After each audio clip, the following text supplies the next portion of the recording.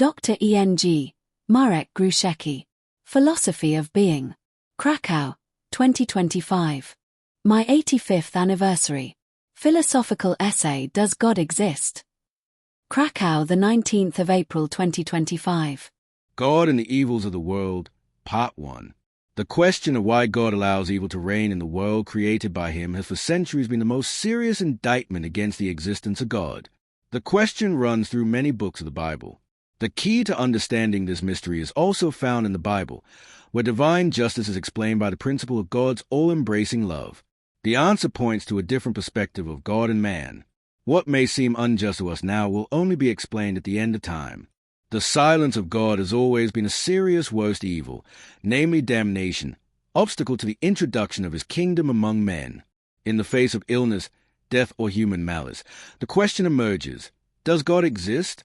And why does he permit evil? In the face of evil, man must take a position with God or against God. This question is asked by people in every corner of the world, during every war, cataclysm, when any harm is done, especially to the weaker. The question also serves as a crowning argument for every person who identifies as a non-believer. There are also many to whom the fact that evil exists has actually taken away their faith in God. We should follow this lead. Let us lean into the history of our civilization. Where was God when many thousands of innocent people were slaughtered in the name of the gospel? The fruits of the work of the Holy Inquisition are horrific. Where was God when the Cathars, Albigensians, Waldenses, Hussites, Huguenots, and many other factions of Christianity were exterminated for religious reasons? Man was created in the image and likeness of God, so he was supposed to be good, gentle, and sinless. However, God so loved the human being that he endowed him with reason and free will. This is how people can make decisions and direct their lives. Human beings, rational and free creatures, must pursue their ultimate destiny by free choice and, above all, by love. They can therefore This is how moral evil entered the world. It is incomparably greater than physical evil. Evil began its reign on earth and spread throughout creation. Wars, disease, old age, and finally death, etc. However, it is up to human beings to choose between good and evil, and the Creator can already help us when we unequivocally opt for one of the sides. There are parts of good and evil in the human being, and it is up to human choice to decide which way to go. It is up to us to make our daily choices, and for this reason God has given us free will to guide us independently in the labyrinth of life. However, God allows moral evil, respecting the freedom of his creation. God and the Evils of the World, Part 2. In order to achieve this goal, he can make use of the suffering and difficulties of life. Everything that can be characterized as a harshness, burden, or hardship of human life is a medicine God uses to bring man to his moral perfection. Ultimately, it turns out that evil can contribute to man's good.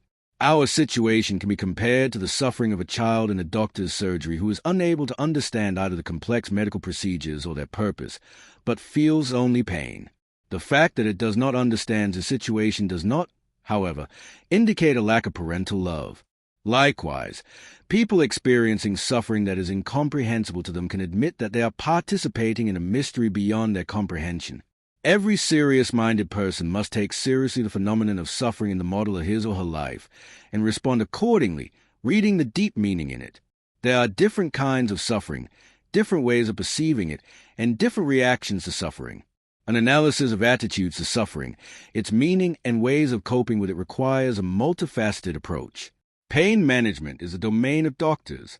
Psychologists and pastoralists provide support to the suffering. Philosophers and theologians try to uncover the meaning of suffering. Making sense of one's own suffering makes it easier to experience it, and ensures that the sacrifice accepted is not in vain.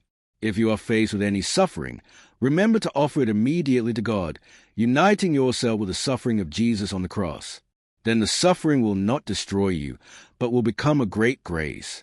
Theists believe that God allows evil because only in this way does he achieve an even greater good. The value of the higher good is usually the freedom of created beings, i.e. not only humans but also angels. God, therefore, in offering the gift of freedom to some of his creatures, runs the risk that they will use it in a harmful way. God is not helpless in the face of evil.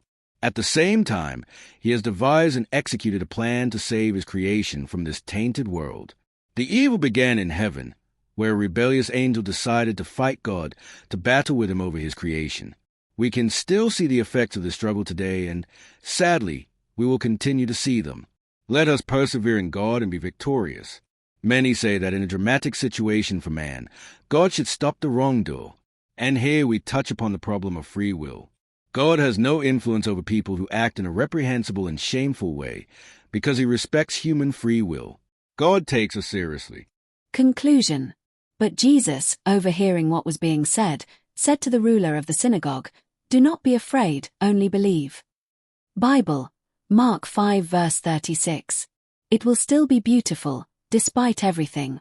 Just put on comfortable shoes, because you have your whole life to go through. John Paul II. Mathematics in nature.